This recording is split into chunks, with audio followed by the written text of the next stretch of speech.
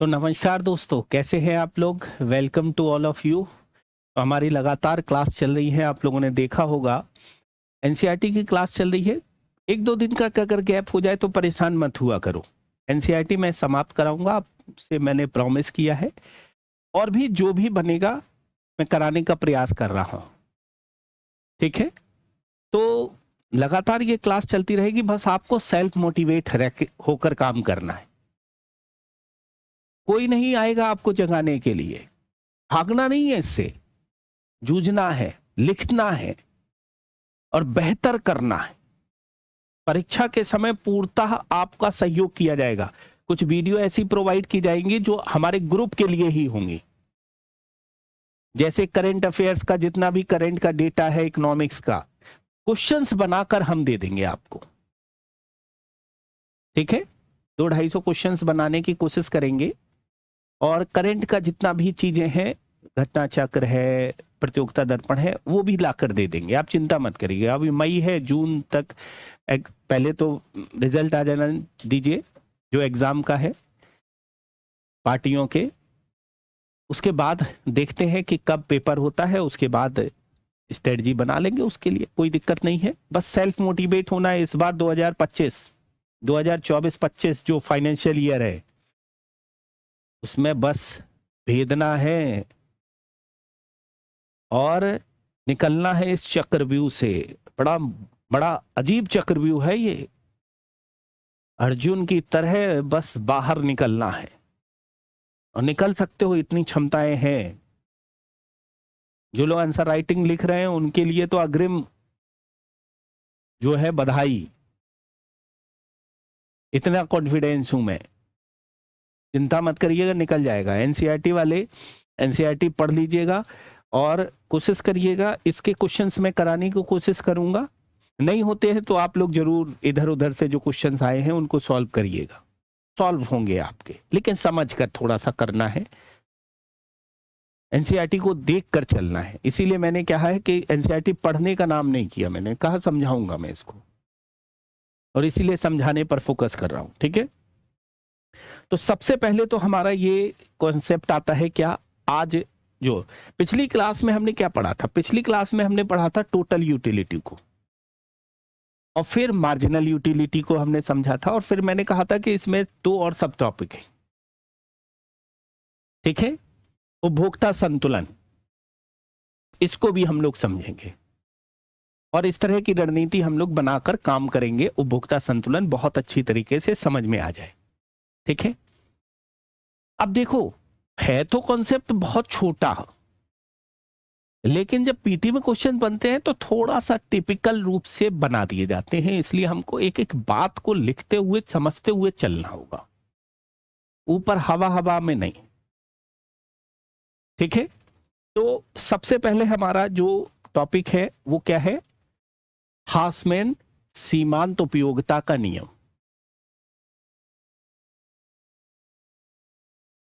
सीमांत उपयोगिता का नियम, ठीक है। कुछ बच्चे बोले कि सर हम इंग्लिश थोड़ा सा अगर लेकर चल लोगे तो बहुत अच्छा है। तो मैंने कहा कि यार मैं इसकी स्लाइड लगा दिया करूंगा, पढ़ में आएगी, दिखेगी, समझते हुए चलेंगे, समझा तो रहे ही, ठीक है। इसी को बोलते हैं अर्थात law of diminishing marginal utility.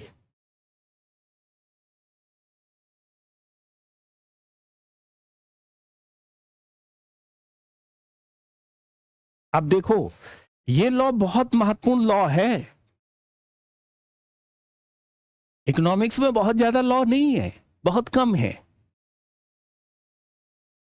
जैसे लॉ ऑफ डिमांड है तो बहुत कम लॉ है इकोनॉमिक्स में, नियम बहुत कम बने हैं। तो अब जाहिर सी बात है क्या कि अगर देखा जाए, अगर हम देखा जाए इस सारी की सारी चीजों के रूप में, हासमैन सीमांत उपयोगिता का नियम जो है ये बड़ा इंपॉर्टेंट रूल्स है। बड़ा महत्वपूर्ण रूल्स है ये क्या कहता है नियम, समझना है इसको। ठीक है, इसे 1854 ईस्वी में गोसेन ने दिया था और इन्होंने कहा कि जब हम किसी वस्तु की अधिकाधिक उपयोग करते हैं, अधिक से अधिक उपयोग करते हैं, तो पहली वस्तु की अपेक्षा दूसरी वस्तु की उपयोगिता जो है वो कम होती जाती है। अर्थात एक प्रत्येक अतिरिक्त इकाई के उपभोग करने पर सीमांत उपयोगिता कम होती जाती है। उसी नियम को कहा जाता है हासमैन सीमांत उपयोगिता के नियम के नाम से जानते हैं। आ गया होगा समझ में? ठीक है, क्या कहता है ये कहता है क्या, जब किसी वस्तु की अधिक इकाइयों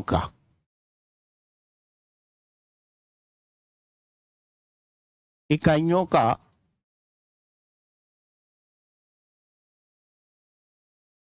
उपभोग किया जाता है, क्या किया जाता है, उपभोग किया जाता है, ठीक है, तब प्रत्येक अतिरिक्त इकाई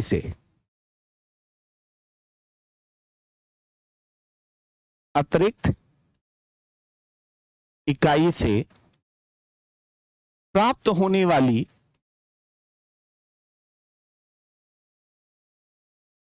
वाली सीमांत उपयोगिता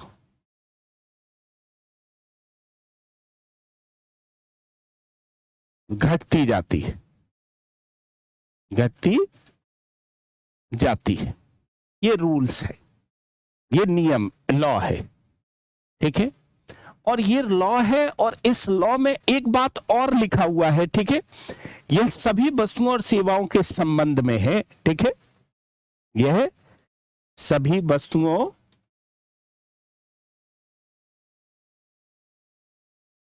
एवं सेवाओं के संबंध में है,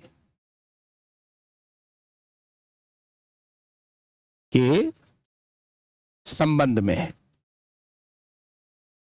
जैसे, ठीक है, लिखा क्या है, psychologically intensity of desire of a community tends to decrease as more and more units of commodity are consumed। English में लिखा हुआ है।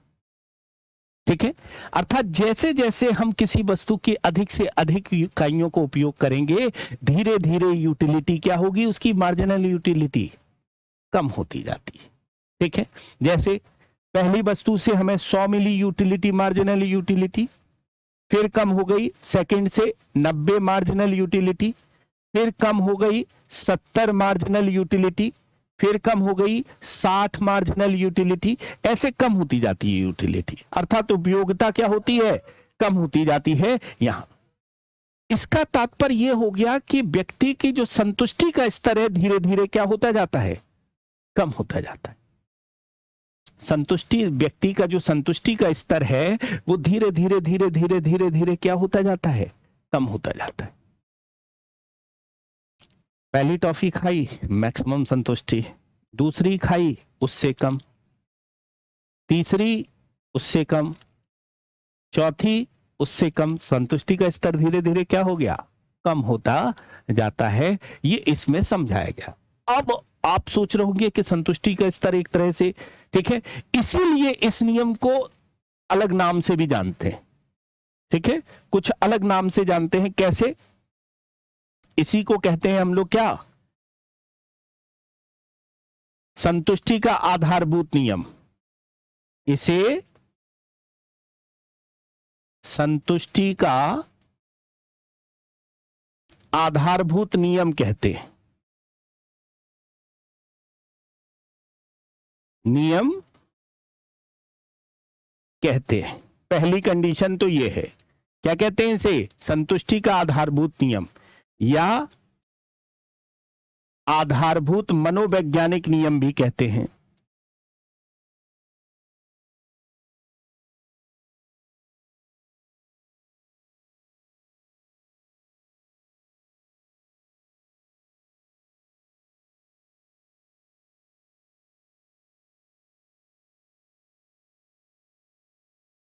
ठीक है, संतुष्टि का आधारभूत नियम या फिर आधारभूत मनोवैज्ञानिक नियम भी इसको कहते हैं, याद रखेंगे। अब ये जो एक तरह से एजम्पशन है, याद रखेंगे एक बात और, ठीक है, ये जो एक तरह से नियम है कुछ मान्यताओं पर आधारित होगा। ये जो नियम है क्या होगा, कुछ मान्यताओं पर आधारित होगा ये नियम, जिस पर एक तरह से कार्य करना होगा। ये जो नियम है कौन सी मान्यताएं हैं, ठीक है, दो आधारभूत मान्यताओं पर आधारित काम करेगा। पहली बात,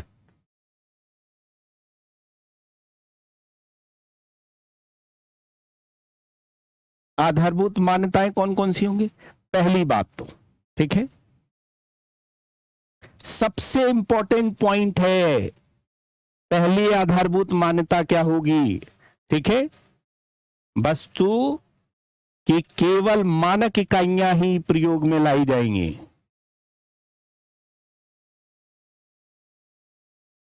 का ही प्रयोग किया जाएगा, ऐसा नहीं होगा। कैसा नहीं होगा, ठीक है, पहली इकाई मैंने एक कप यूज कर ली, दूसरी इकाई एक चम्मच यूज कर ली, ऐसा नहीं होगा। पहली इकाई हमने कप यूज कर ली, दूसरी इकाई मैंने क्या यूज कर ली, चम्मच, ऐसा नहीं होगा।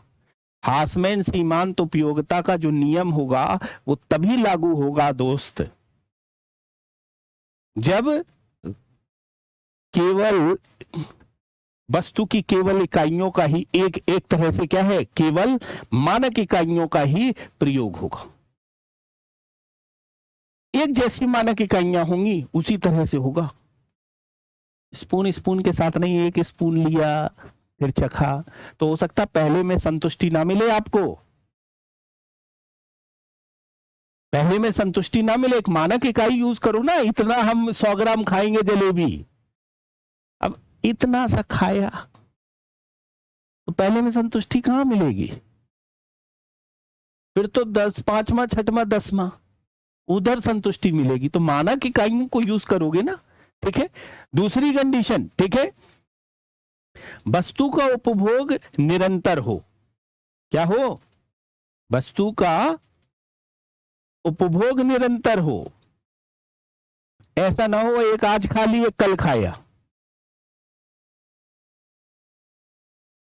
ऐसा ना हो भैया। हासमैन सीमांत उपयोगिता का नियम तभी लागू होगा जब वस्तु का उपयोग निरंतर होगा, तभी उसकी उपयोगिता धीरे धीरे कम होगी, नहीं तो नहीं होगी। तो दूसरी बात आपको ये याद रखकर चलनी है, दोनों याद रहेंगी ना। तीसरा, मैंने कल एक एग्जांपल लिया था पिछली क्लास में, याद है, रैशनल होना चाहिए, विवेकशील होना चाहिए व्यक्ति, दिमाग से गड़बड़ ना हो, विवेकशील हो। अगर उस पर आधारित नहीं होगा तो फिर प्रॉब्लम्स आ जाएगी, ठीक है। तो यहां 2 बेसिक एजम्पशंस दिए गए हैं। क्या एजम्पशंस दिया गया है, only standard unit of the community are consumed, पहला, और सेकंड है consumption of the community is continuous, not that one unit of the community is consumed now and the other tomorrow use हो रही, ऐसे नहीं होना चाहिए भैया। सीधा सीधा है कि भैया आधारभूत मान्यताएं होंगी, वस्तु की मानक इकाइयों का ही उपयोग किया जाएगा और वस्तु का उपयोग निरंतर होगा, तभी ये चीजें लागू होंगी, नहीं तो नहीं लागू। सर इतना आ गया। अब इसको एक तरह से ऐसे समझो, मार्जिनल यूटिलिटी कैसे एक तरह से कम होती जाती है, एक एग्जांपल से समझ लो तो आपको एक तरह से समझ में आया। मैंने एक तरह से वस्तु है, कमोडिटी है, ठीक है, एक कमोडिटी है जिसकी हम मार्जिनल यूटिलिटी एक तरह से लेकर चलते हैं। एक्स वस्तु है, कोई भी वस्तु मान लेते हैं एक्स, ठीक है। 1 यूनिट यूज किया, 2 यूनिट यूज किया, 3 यूनिट यूज किया, 4 यूनिट यूज किया, 5 यूनिट यूज किया, इस तरह से मैंने कितनी यूनिट यूज की, 5 यूनिट एक तरह से वस्तुएं यूज की। ठीक है। अब इनकी पहली यूनिट, जब हमने पहला गोलगप्पा खाया, तो पहला गोलगप्पा खाया तो पहले गोलगप्पे से क्या हुआ, मार्जिनल यूटिलिटी हमको मैक्सिमम मिली। फिर सेकंड से हमको मिली कितनी, उससे कम। थर्ड से हमको 0, चौथे से हमको माइनस में मिली, और पांचवें में माइनस में मिली। पांचवा गोलगप्पा नहीं खाने का मन करता है, इसीलिए मैक्सिमम यूटिलिटी को वसूलेगा वो 3 गोलगप्पे तक। 2 गोलगप्पे अच्छे लगेंगे, तीसरे गोलगप्पे तक मैक्सिमम वसूलेगा। तो अब ऐसा नहीं है 5 ही वस्तु हो सकती हैं, हो सकता है 1 दर्जन पे जाके बैठे आपका समतुल्यता, 1 दर्जन पर जाके बैठे ना संतुष्टि हो, ऐसा नहीं है। ये एग्जाम्पल है केवल कि भैया मान लेते हैं अर्थव्यवस्था में 5 यूनिट को हम कंज्यूम कर रहे हैं, तो पहला कंजम्पशन में मार्जिनल यूटिलिटी 10 की मिली। यूटिलिटी 10 की क्या है, ये यूटिलिटी यूटिल में है, यूटिल में है ना। यूटिल संतुष्टि को कैसे, यूटिलिटी को कैसे, उपयोगिता को कैसे नापते हैं, उपयोगिता को नापते हैं यूटिल में। याद है पिछली क्लास, यूटिल में मापते हैं, ठीक है। नहीं देखी हो तो सारी क्लास फिर से देखना, मजा आ जाएगा। जब शुरू से एंड तक लगातार आप एक ही दिन में सारी क्लास देख लोगे तो आपको 5 चीजें समझ में आ जाएंगी, सारी चीजें समझ में आ जाएंगी, ठीक है। तो अब यहां पर अगर देखा जाए तो मार्जिनल यूटिलिटी घट रही है, और मार्जिनल यूटिलिटी मैंने पिछली क्लास में बताया भी था, मार्जिनल यूटिलिटी माइनस में भी हो सकती है, बताया था, याद है। मार्जिनल यूटिलिटी किस में हो सकती है, माइनस में भी हो सकती है मार्जिनल यूटिलिटी। आपको इस बात को हमेशा ही दिमाग में रखकर चलना है कि मार्जिनल यूटिलिटी माइनस में भी हो सकती है, ठीक है। अब इतना तो हमारे ख्याल से आप लोगों को क्लियर हो गया होगा, ये कॉन्सेप्ट आप लोगों के लिए, ठीक है। तो हासमैन सीमांत उपयोगिता का नियम जो है वो क्या कहता है, जब किसी वस्तु की अधिक इकाइयों का उपयोग किया जाता है तो प्रत्येक अतिरिक्त इकाई से प्राप्त होने वाली सीमांत उपयोगिता घटती जाती है। यह सभी वस्तुओं और सेवाओं के संदर्भ में है। इसे संतुष्टि का आधारभूत नियम भी कहते हैं, मनोवैज्ञानिक नियम भी कहते हैं। 2 आधारभूत मान्यताएं हैं जिस पर यह बेस्ड होकर काम करता है, ठीक है। अब सेकंड कंडीशन चलते हैं, उपभोक्ता के संतुलन की बात करते, ठीक है। अब ये तो उपयोगिता हो गई, अब यहां पर उपभोक्ता कब संतुलन में आएगा वस्तुओं के उपभोग में। भाई हम जैसे यूटिलिटी क्या हो रही, घटती जा रही, घटती जा रही, घटती जा रही, ठीक है। तो कब तक उस वस्तु को उपभोक्ता को दिया जाए, ठीक है। कब तक वो वस्तु उस उपभोक्ता के लिए उपयोगी बनी रहेगी, इसका मूल्यांकन भी तो करना होगा। अगर अर्थव्यवस्था में हम सप्लाई बढ़ाते जा रहे हैं, बढ़ाते जा रहे हैं और उस वस्तु की उपयोगिता ही नहीं है उस उपभोक्ता के लिए, तो क्या होगा, सप्लाई ज्यादा हो जाएगी, नहीं हो जाएगी सप्लाई ज्यादा। सप्लाई ज्यादा हो जाएगी तो प्रॉब्लम्स आ जाएगी अर्थव्यवस्था में।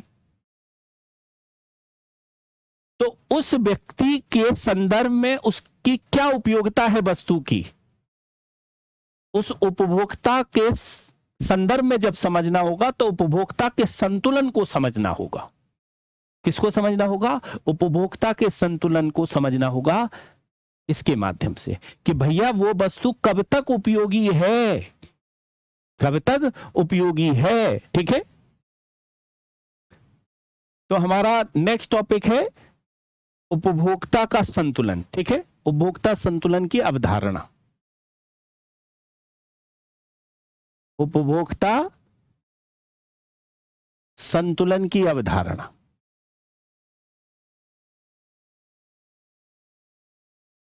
ठीक है। यही हमारा टॉपिक है। अब संतुलन कब मिलेगा उपभोक्ता, ठीक है। कॉन्सेप्ट ऑफ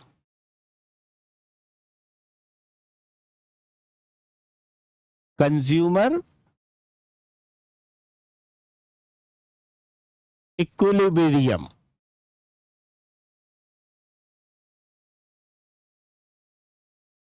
ठीक है। अब ठीक है, उपभोक्ता के संतुलन से क्या तात्पर्य है? ठीक है, उपभोक्ता के संतुलन का तात्पर्य है कि व्यक्ति जब वस्तुओं का उपभोग करता है तो उपभोग करने के बाद में उसे संतुष्टि प्राप्त होती है। तो संतुष्टि का अधिकतम बिंदु क्या हो सकता है, वही उपभोक्ता का संतुलन कहलाता है। वो एक गोलगप्पा खाएगा, 2 खाएगा, 3 खाएगा, अधिकतम संतुष्टि उसे कब तक मिल सकती है, उसी को हम कहते हैं उपभोक्ता का संतुलन। नहीं आया समझ में? जैसे मैंने एक टॉफी खाई तो एक टॉफी खाने के बाद में मुझे संतुष्टि मिली, दूसरी टॉफी, तीसरी टॉफी, अब मेरी अधिकतम संतुष्टि कितनी टॉफी तक हो सकती है, इसी को हम कहते हैं उपभोक्ता का संतुलन कहते हैं। इसी को क्या कहते हैं? उपभोक्ता का संतुलन कहते हैं। समझिएगा इसको, ठीक है। जैसे उपभोक्ता संतुलन का अभिप्राय संतुष्टि के अधिकतम संतुष्टि के बिंदु से संतुलन का अभिप्राय अधिकतम संतुष्टि के बिंदु से है।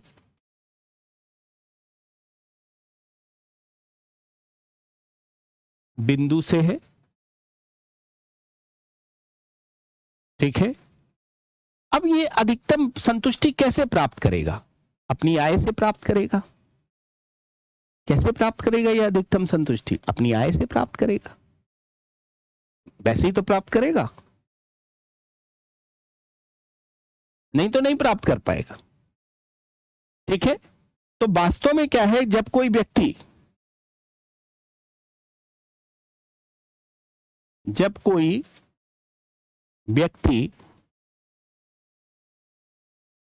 ठीक है, अपनी दी हुई आय से विभिन्न वस्तुओं को प्राप्त करता है, वस्तुओं को प्राप्त करता है,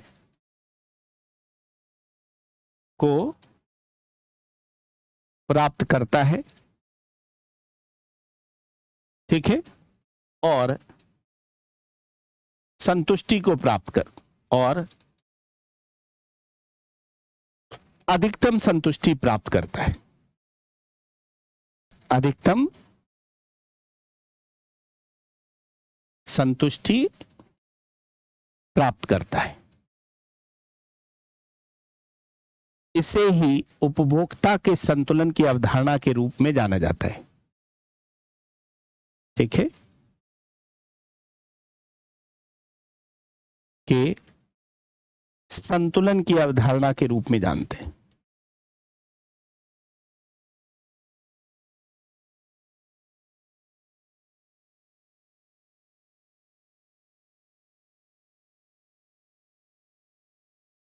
समझिएगा,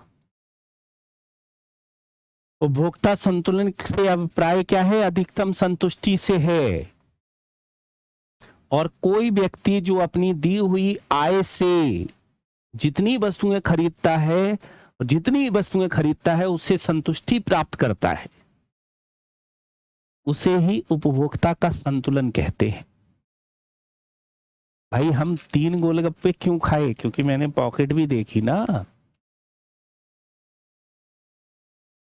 पॉकेट भी देखी। तो इसका तात्पर्य यह हो गया कि उपभोक्ता का संतुलन किस किस बातों पर डिपेंड करेगा? सर दिमाग चलना शुरू हुआ होगा कि उपभोक्ता का संतुलन किन किन बातों पर डिपेंड करेगा, ठीक है।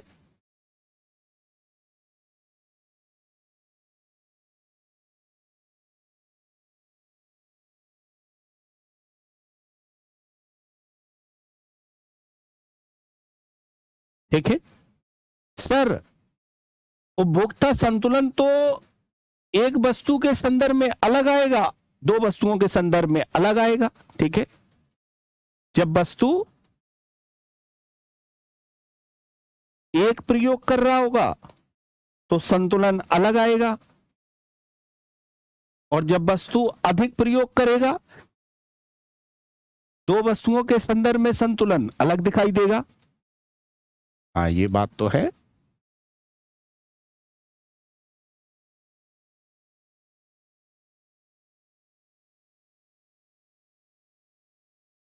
ये तो अलग अलग दिखाई देगा संतुलन, एक वस्तु के संदर्भ में तो अलग, दो वस्तुओं के संदर्भ में अलग। जैसे एक वस्तु के संदर्भ में संतुलन कब दिखाई देगा, ठीक है, एक वस्तु के संदर्भ में वास्तव में संतुलन तब दिखाई देगा जब एक तरह से वस्तु की स्वयं की कीमत,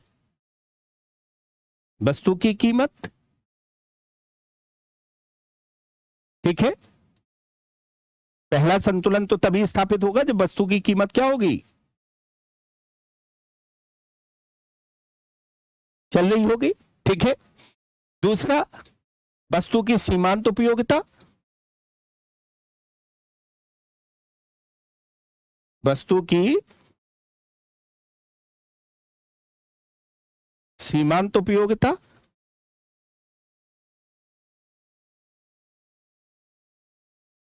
ठीक है। और तीसरा क्या होगा, ठीक है, मुद्रा की सीमांत उपयोगिता।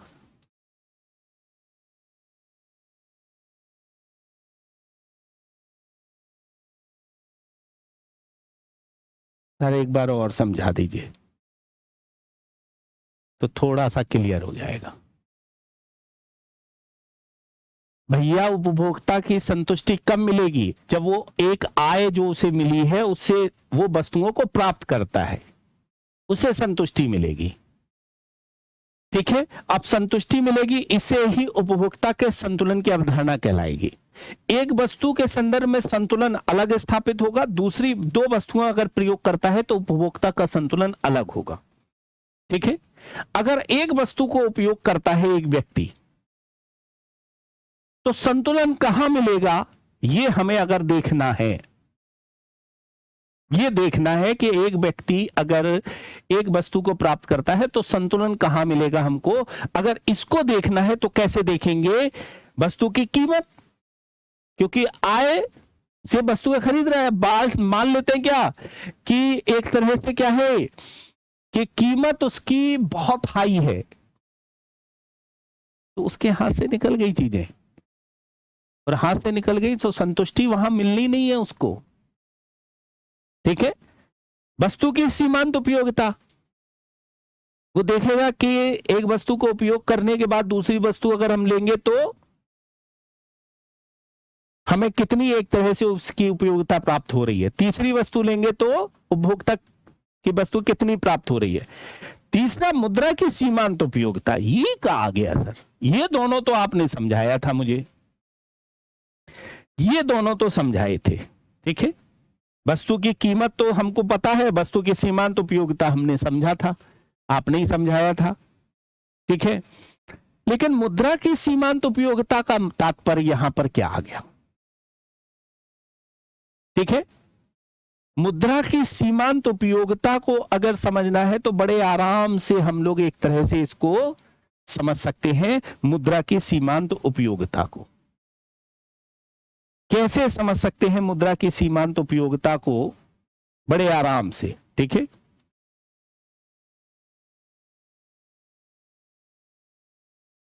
₹1 लो, आप निकालो अपनी जेब से ₹1, ठीक है। उस ₹1 से आप कितनी वस्तुएं खरीद सकते हो, मान लेते हैं ₹1 की ये 4 चॉकलेट खरीद सकते हो, ठीक। इस 4 चॉकलेट से आपको कितनी संतुष्टि मिलेगी, ये 4 टॉफी से कितनी संतुष्टि मिलेगी आपको, मान लेते चलो, ठीक है। दूसरा एग्जाम्पल, ₹1 निकालो, इससे हमको कितनी संतुष्टि मिली, इसको ₹1 में खरीदा अगर मैंने, तो इससे कितनी संतुष्टि मिली मुझे ₹1 से, वही कहलाता है मुद्रा की सीमांत उपयोगिता। ₹1 मिला, ₹1 से मुझे ये प्राप्त हुआ, इससे मुझे कितनी संतुष्टि मिली, उसी को कहते हैं रुपए की सीमांत उपयोगिता। ₹1 से कितनी संतुष्टि हमको मिल रही है, रुपए की सीमांत उपयोगिता के रूप में जानते हैं। जैसे ठीक है, यहां मुद्रा की सीमांत उपयोगिता, रुपए की नहीं, मुद्रा की सीमांत उपयोगिता, ठीक है।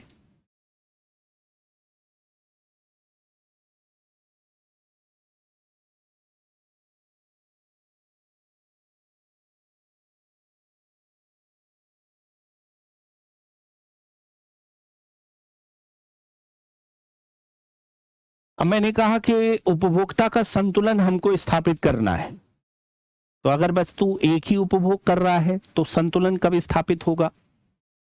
एक से अधिक वस्तुएं, दो या दो से अधिक वस्तुएं उपयोग कर रहा है तब संतुलन कब स्थापित होगा? दो वस्तुएं उपभोग कर रहा है तब संतुलन कब स्थापित होगा? अर्थात तब उसे संतुष्टि कहाँ मिलेगी, उसको कैसे मिलेगी, किस वस्तु में ज्यादा मिलेगी, किस में कम मिलेगी, कब संतुलन की स्थिति बनेगी। ठीक है, इसके लिए हमको समझना है मुद्रा की सीमांत उपयोगिता यहां। ठीक है, इसका तात्पर्य क्या है हमने समझाई दिया है आपको। डेफिनेशन के रूप में अगर इसको हम लोग समझेंगे तो ऐसे समझ लो। ठीक है, डेफिनेशन का इसको अगर समझना है, इसका तात्पर्य है उपभोग के लिए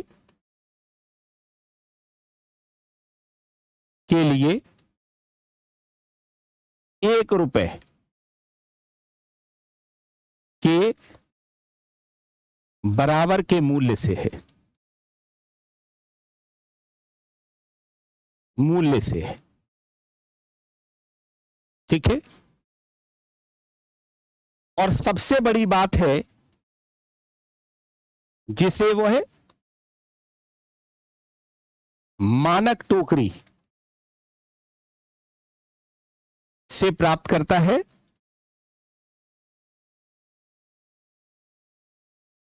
जिसे वह खरीद सकता है। ठीक है, जो वह ₹1 में खरीद सकता है।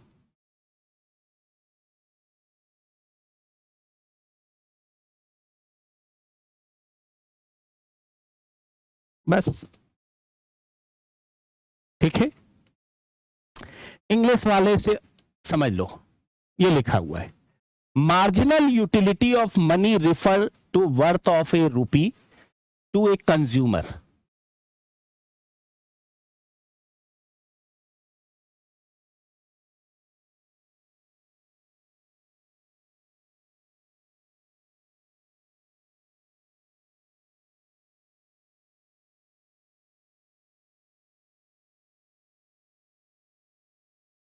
What is a worth of ₹1?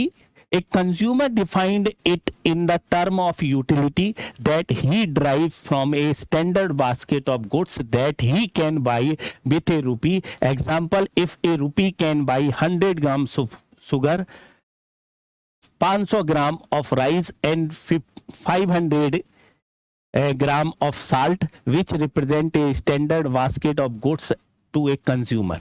ठीक है, यही दिखाया गया है। क्या एक व्यक्ति ₹1 में जितने वस्तुएं खरीदता हो उससे मिलने वाली उपयोगिता या संतुष्टि ही रुपए की सीमांत उपयोगिता के नाम से जानी जाती है।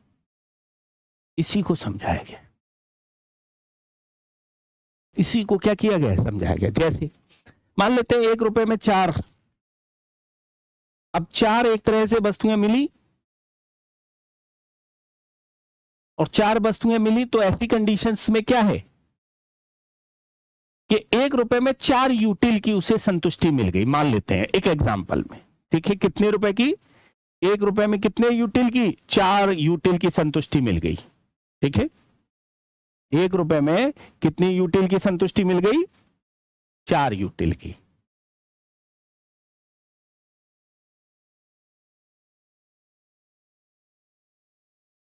ये कैसे आपने कह दिया सर ₹1 में 4 यूटिल की मिल गई संतुष्टि? यूटिल तो एक इकाई है, नंबर देने का एक तरीका है बस। ठीक है, तो हम इसी को कह देंगे क्या, मार्जिनल यूटिलिटी एक तरह से उसको मिल रही है क्या, मनी के रूप में 4।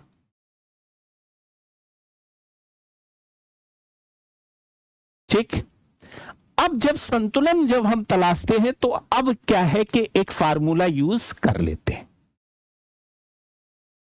ठीक है, एक फार्मूला यूज कर लेते हैं जब संतुलन तलाशते हैं तो। ठीक है, जैसे एक फार्मूला कैसे यूज कर लेते हैं, उस फार्मूले को हम लोग लिखते हैं यहां पर MUX अपॉन PX बराबर, ठीक है, MUX MUM ये, ठीक है। ये X क्या है, ये X वस्तु है, ठीक है, और M क्या है, यहां पर ये वाला M, कौन सा M, ये वाला M, ठीक है, ये एक तरह से मनी के रूप में रिप्रेजेंट होता है, ठीक है। X किस में रिप्रेजेंट हो रहा है, ये, ठीक है।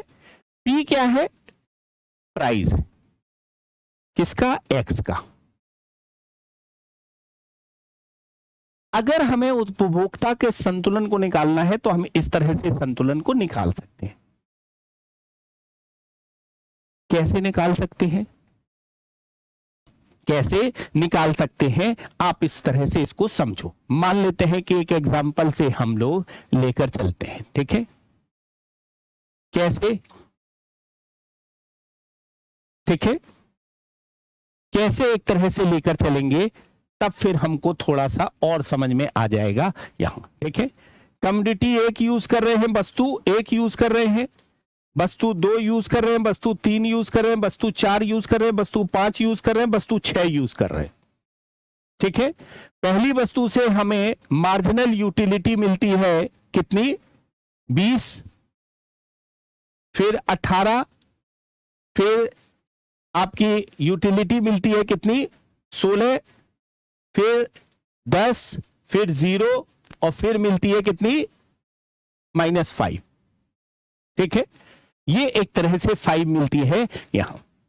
अब यहां पर संतुलन कब स्थापित होगा, हमें इसको जानना है, तो इस फार्मूले को हम लोग लगा देंगे, ठीक है। इस फार्मूले को जैसे ही लगाएंगे तो कैसे हम लोग एक तरह से इसको लगाएंगे यहां पर, ठीक है। MUX यहां पर कितना दिया गया है, ठीक है। संतुलन की स्थिति कब बनेगी, आप अगर देखना है मार्जिनल यूटिलिटी का, तो marginal utility X equal to PX upon multiply MUM, ठीक है। अर्थात P कितना है, PX 4 रुपया है। मान लेते हैं वस्तु की कीमत कितनी है, 4 रुपया है। वस्तु की कीमत कितनी है, 4 रुपया है। कितनी है, 4 रुपया है वस्तु की कीमत।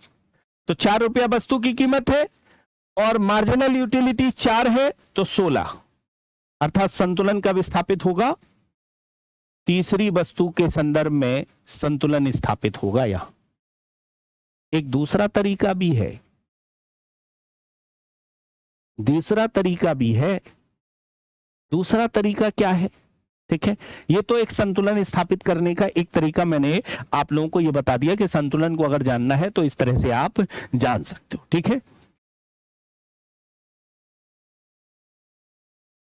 चला गया था इसलिए बीच में गड़बड़ा गया, लेकिन चलिए मैं दूसरा तरीका आप लोगों को बता रहा था, और दूसरा तरीका जो बता रहा था उसमें आप लोग इस तरह से समझ लीजिएगा। मैंने कहा था कि मुद्रा के रूप में एक तरह से जो मार्जिन यूटिलिटी है उसको हमको समझना है, सीमांत उपयोगिता को समझना है रुपए के रूप में।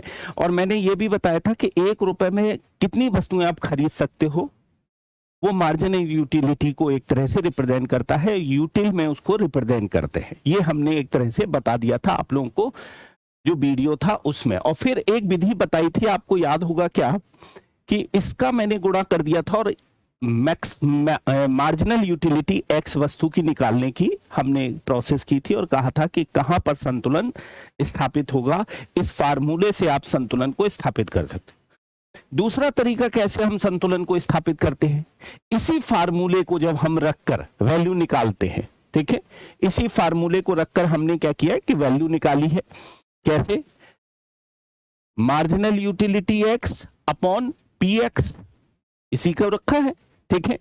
PX, और PX हमने आपको लोगों को बताया था कि PX कितना है वीडियो में, PX 4 रुपए है, वस्तु की कीमत कितनी है? 4 रुपए है, और 1 रुपए से वो कितनी यूटिलिटी प्राप्त कर रहा है, ये भी मैंने आप लोगों को बताया था।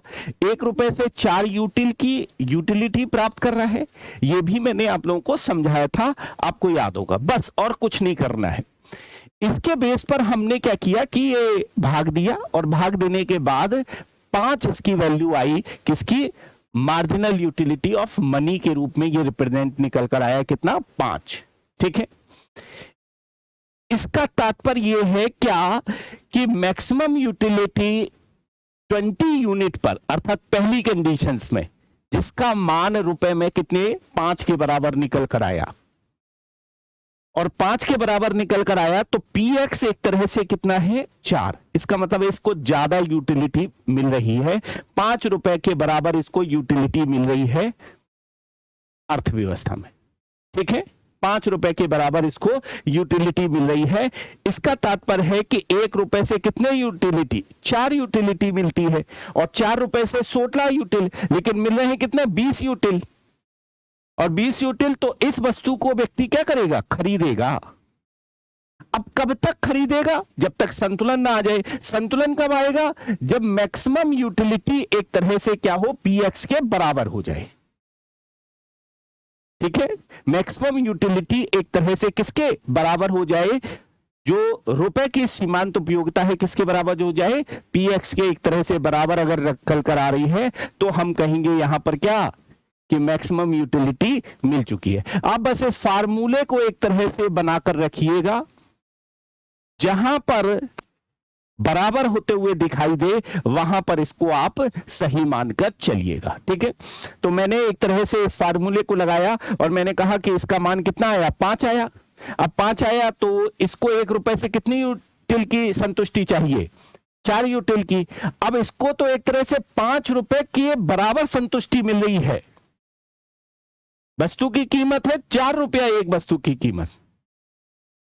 ठीक है, और ऐसी कंडीशंस में यहां पर 5 रुपए के बराबर एक तरह से संतुष्टि मिल रही है इसको, तो ये जाहिर सी बात है वस्तु खरीदेगा ही खरीदेगा 100%।